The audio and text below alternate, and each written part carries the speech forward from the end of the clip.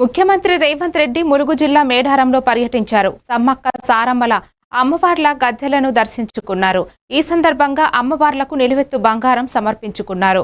అనంతరం మొక్కులు చెల్లించుకున్నారు. సీఎంతో పాటు ఈ పర్యటనలో మంత్రులు కొండా సురేఖ, పొంగులేటి తదితరులు ఉన్నారు. మేడారం అభివృద్ధి పనులపై అధికారులతో సీఎం సమీక్షించారు.